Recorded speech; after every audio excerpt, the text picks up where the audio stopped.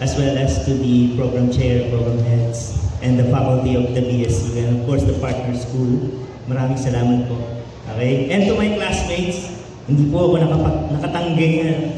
So, ang hirap tumanggi sa classmate kahit na sobrang busy. Like you all guys, together with the faculty here, I have a lot of events in Pamatasan ng Lungsod ng Pasig. Okay? And of course, mahirap gumawa ng events, especially when students are doing this one. Siguro, bumubula na yung bibig ni Ma'am Cha. Ama ba? Bumubula na yung bibig ni Ma'am Cha sa pag-asikaso ng mga events natin. Okay? So, can we show the first slide, please? Ayan. So, nakikita ba? Sorry. Yan.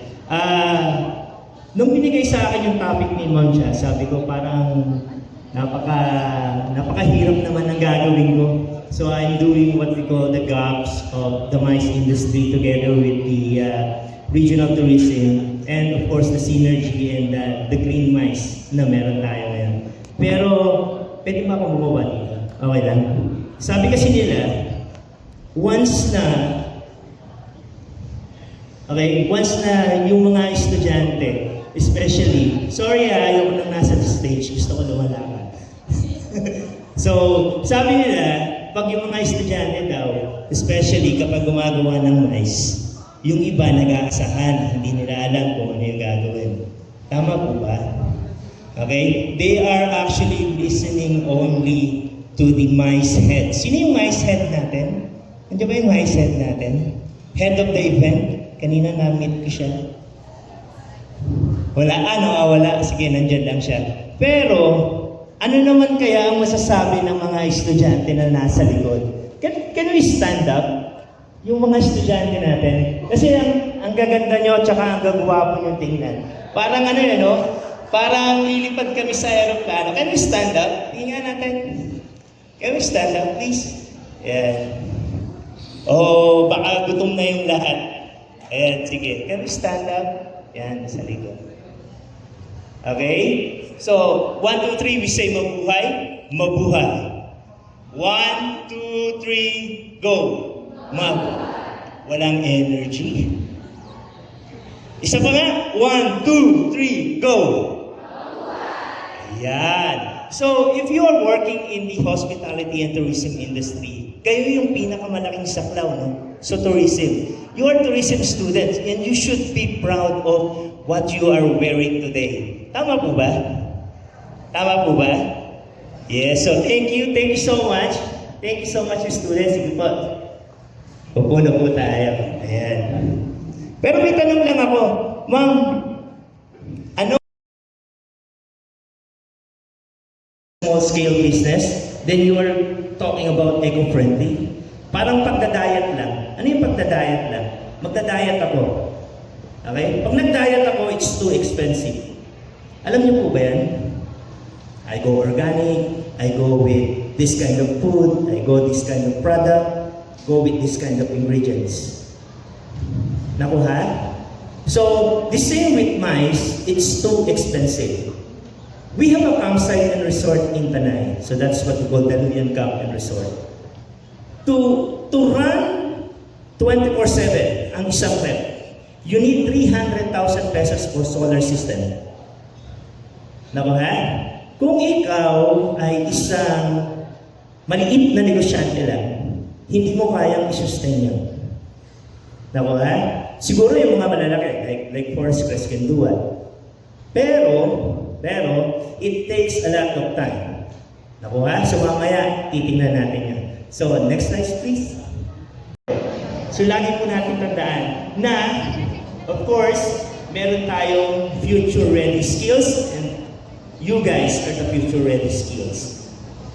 Pero, nakakapagtaka rin kasi this is my first time to encounter a second-year students doing MICE. Ayan, a second-year student doing MICE. Like this one, MICE event. Normally, it is from the higher level. As much as possible, 4th year, not 3rd year. 3rd year is actually bombarded with a lot of things, research, OJT programs, and etc. But what we notice with the curriculum, especially with the events, okay, with MICE, we put it on the fourth year. Fourth year na level. Bakit fourth year level? Why? Yung knowledge, yung appreciation for the MICE event like this, I must na-appreciate nila. Why? Because they've been into the industry already. Alam nila kung ano yung nangyayari. For the second year, you are lucky enough because you have this one. Why? Kasi maagang namumulat. Kaya lang, once na maagang namumulat, anong nangyayari? Umaasa sa teacher. Tada! Nakuha po? Umaasa sa teacher. I have a lot of experience when it comes to the MICE industry. So this is actually the gap. We have students from the third year and students from the fourth year. So what I've noticed is this one. The higher level means they are communicating well to the organizers, to the speakers, to the logistics, to the venue, etc. and etc. Nakaha po? And not with the professors. Tandaan natin, ang mga professor when it comes to the MICE industry is this.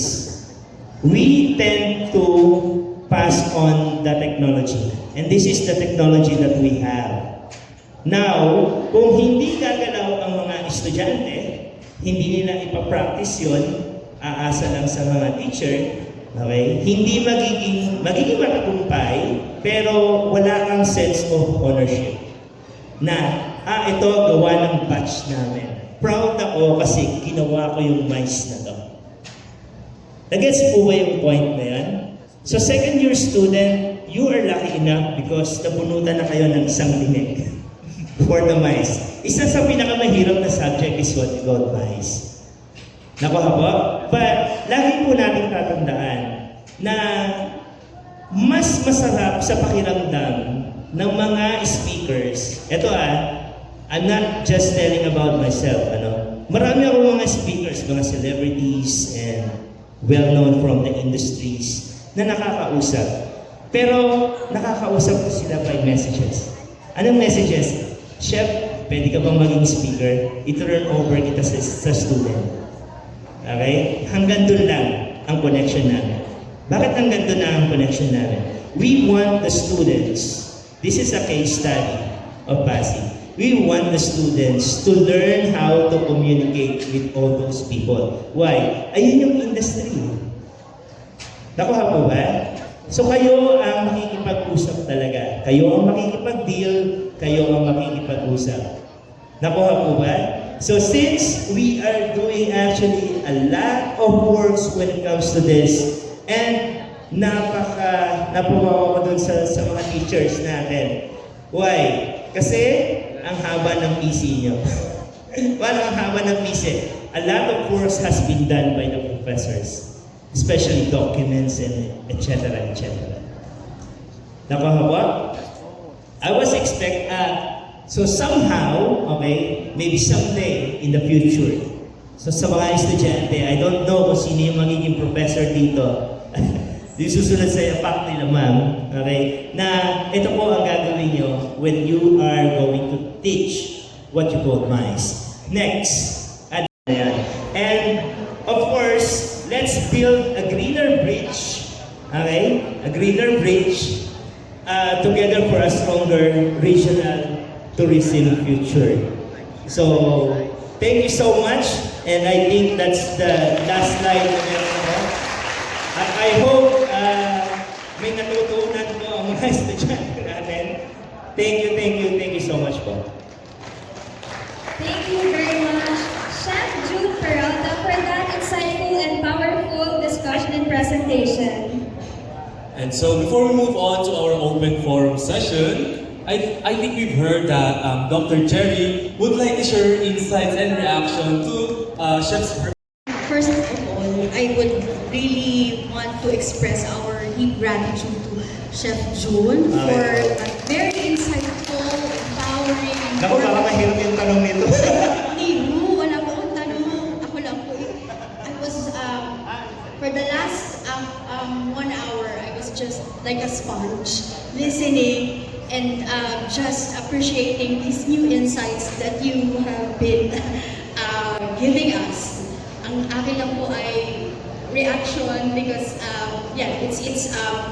it's coming from a place of syempre po, deep appreciation because at times it's difficult for us to really see what's being applied in the real world setting kasi po ang CMO, kahirap Sobra. estudyante, and with you around, with you accepting the invitation, napakaswerte po talaga namin dahil ang dami naming natutunan in just a short span of time, and we are hoping that we could do more of this in the future. Sana po. I hope BSU and Pamatasan ng Pasig can collaborate, no? So, pwede po. Extension po. Pwede po. Pwede po. Future events. Then, and I'm hoping also that the audience here would develop a deeper sense of appreciation to our industry because you could see the impact that it could bring not just to the professionals in ICE, professionals in the industry, but to the community that we are serving. And we become platforms of sustainability, environmental stewardship, and at the same time, cultural preservation advocates just by doing this. And sana po, at this point in time, you realize that you being here, I would always say it, you being here is not an accident. You're supposed to be here. You're making history. This is the very first, diba? Very good. Very first conference outside the campus. And we have Chef here to make history with us. Yun lang po. Maraming salamat. Thank you so much po. Thank you so much po. Salamat. Round and your question. Hello po, mabuhay everyone, mabuhay sir. Hello po. Mabuhay to our dear students. I am Savera from the Tourism Management Society. First of all, sir, thank you very much for that wonderful talk. We've learned a lot. My question is, if we ever adopt this model, what do you call this, Eventología in Batangas State University, RSF Nasugbu campus, what would be the first practical step to initiate collaboration? Thank you po. Practical step, collaboration. Ito na yung first step. Ito na yung first step eh. The reason why I am here because of networks. Okay? Networks. Networking. At the early age, kayo second year, of course, third year yata, magkakaroon kayo ng networks eh. Magkakaroon kayo ng networks. So, I am first, ako na yung unang network nyo. Paano network yun? Sasabihin, oh, I attended Chef's June's talk nung the last time in Batangas State University. And I can attest na, galing ako doon. Batangas State University yun. That is what we call collaborations already. Building network is what we call collaborations. Another one, yun nga, yung sinasabi kong suggestion is this one. So if you are creating an impact, creating a page, for example, sana si Batangas State University, especially with MICE and tourism and hospitality industry, although marami tayong mga pages di ba? Yung mga FB page natin. Ilagay natin lahat yung mga nagawa natin dun sa page niyo. When I was browsing your page, nakita ko parang kagagawa lang ng MICECon 2026. Pero sana, magkaroon kayo ng isang page na continuity na ito talaga yung ginagawa natin. Kunyari, di ba ang college nyo merong page? Di ba? Ang student-based student-based organization may mga page. Di ba? So, ganun din po. For magkaroon kayo ng official na this one, ang MICE namin ay dedicated for this. Para makita ng mga nagpa-browse ng page nyo na grabe, ang dami na palang event na nagawa nito. Okay? Ito na pala yung mga nagawa namin from year to 2026 going down up to the end. Naka? And ano pa ang magiging sistema nito? Titingnan kayo as what we call the pioneers of what you are doing. Ito yung magiging ito yung magiging one step at a time mo. Okay? Ito yung magiging gayahan mo, kumbaga. Hindi mo siya gagayahin todo, pero hihigitan mo siya. Because na-inspire ka dito, year 2026, ito yung ginawa nila, dapat mas magaling ako sa 2027. Okay? And that is what we call continuity. Friends from Sydney, Australia to Kamatlasan and now handling massive MICE events. And for sure, sir, you're a pioneer in tourism and hospitality industry. So my question is, have you ever encountered conflicts between stakeholders and how you able to cope up with it or deal with it? What do you mean by stakeholders? To the As a community? general. As a general? Yes. Conflicts? Maraming conflicts, especially when it comes to the stakeholders. One stakeholders is yung the admin people. Pag sinabi natin stakeholders, hindi lang naman yung kung sino yung guest mo eh. Another one is the admin people, especially during the MICE event. Sa school setup, ibang-iba sa industry setup. Ang school setup, napakahirap. Paano mahirap? Approvals, budget, budget. Another one is kung ano yung gagawin mo. Okay? So, walang kasiguraduhan kung ano yung magiging resulta. Pero sa industry itself, walang problema eh. Okay? The approvals is already in there. Especially kapag ikaw yung may hawak. Why? Because you have all the resources. Nakuha? Yung magbigay ka ng invitation sa mga exhibitors, kakagat at kakagat yan mga yan eh. Di ba? Ang pinag-uusapan lang dyan is how much you are willing to pay. Ayun lang naman yan eh. But the conflict of kung ano yung mga nangyari, for example, it stays there. Wala yun. Tandaan natin, walang perfect event. There's no such thing as perfect event. Wala. In the sense of MICE, wala. Yung mga malalaki na eh, MAPEX, Food Expo, Wedding Expo, Bridal Expo, Debut Expo, lahat yan may mga conflicts. Conflicts in suppliers, conflicts in tenants, conflicts on goods, etc. etc. But, meron ng mga legal proceedings when it comes to that. Nakuha po? So, sa atin, since pinapractice natin yung real world scenario, ang nagiging conflict lang natin ay yung mga, of course, participant na estudyante and then admin people. But the rest is wala na. Pero sa real world, marami. Minsan nagkakademandahan pa yan. Nakuha? Kunyari yung suppliers mo, wala. So nagkakademandahan pa yan. But the conflict for that one, conflict resolution, madali naman yan kasi lahat yan ay binded by law. So meron po tayong mga agreements, meron po tayong mga contracts. So like this one, Forest Crest. Forest Crest is what we call contracts. May contracts din po kayo dito. Okay? So, ayun nga. Kung magkakaroon man ng conflict siguro sa oras. The rest is wala na. Yun lang naman po yun. Okay, thank you so much again, Chef Jewel. And to our resource speakers. So, before I ask my question, I just want to thank you, sir, for the knowledge that you have shared with us earlier. Thank So, you. my question is that, was there even a time when a collab, effort, or partnership dissolved? What do you think was the reason and how do we prevent that? Teka lang, I did not get that. Ulit nga. Was there ever a time when a collab effort or partnership dissolves? What do you think was the reason and how do we prevent that? Okay. Partnership and collaboration, so far, wala pa namang nadidissolve. Merong mga delays. Okay, normal lang naman yon. Merong hindi pwede yung conflict ng oras o araw, so hindi pwede. So ililipat lang, so wala namang problema. Pero in my years of experience when it comes to MICE, sa mga industry, hotels, mine sites, and restaurants, yung collaborations namin walang seryoso.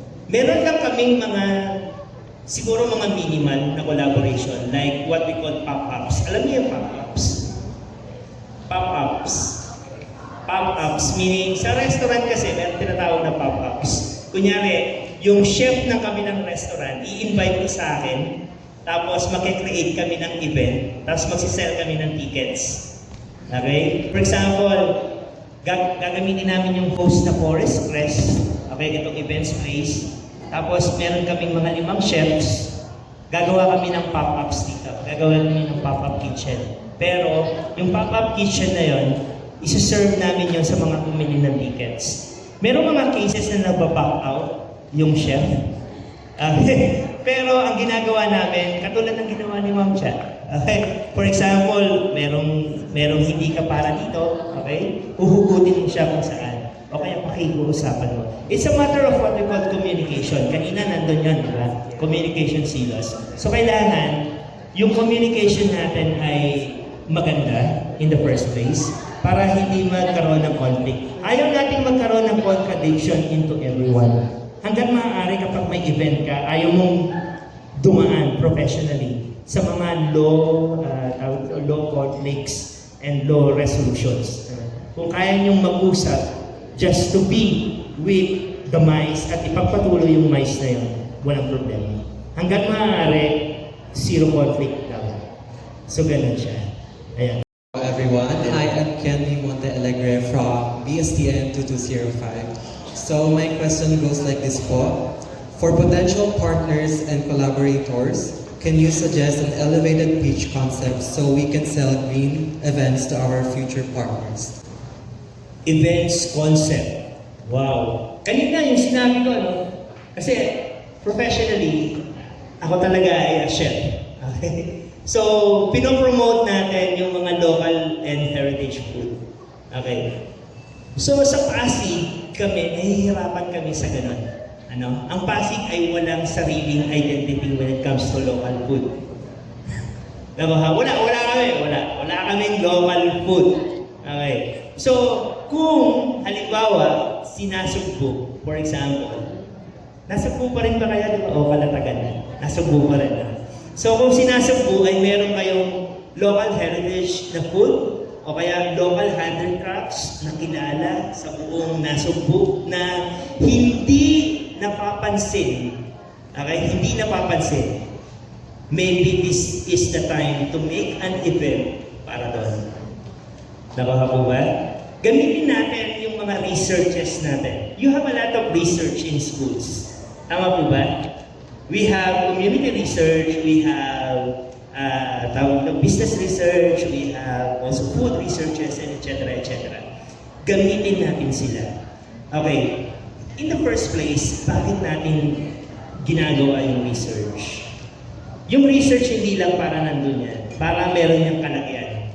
Okay, so what is the value of the research? Kasi yun din yung tinitingnan ng mga accreditors para sa mga schools. Ano ba yung nagawa ng research nyo? Baka pa-research ka ng pa-research, wala namang parang sustainability, walang continuity. So, ganun siya. So, because this one, maybe this one is the time na meron, kunyari mga handicrafts na alam na meron sa nasugbo or food items na meron sa nasugbo. Maybe this is the time to make an invention out of that. Okay? So, ganun siya.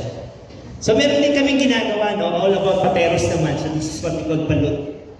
Okay? Nawala kasi yung balut production ng pateros eh. Nakuha? Why? Kasi nasira yung ilog, nasira yung mga gumagawa, yung magbabalot. Okay? Now, nalipat sila somewhere in Laguna. Ayan. So, pateros is now bringing back what is meant for them. Kaya lang, ang hirap, no? Ang hirap hugutin. Kasi nawala na sa'yo eh. So, pateros, balot as an icon in pateros. So, paano yun? So, gumawa sila ng festival. Balut Festival. May pangalang narinig yung Balut Festival eh. Meron pala nun. Di ba? O maybe nasa buhas. Merong ganon. Ano? So, tingnan natin, ano? So, we go back to our roots. Local, mice natin, pwede natin gawin yan. Okay? Food heritage, handicrafts, history, so lahat. Ayun yan. Okay po? And Dr. Abeleda, and of course, Miss Eliza Marie Bicolari to join us on stage for the presentation of the plaque and token. Alright, let's give them a warm applause.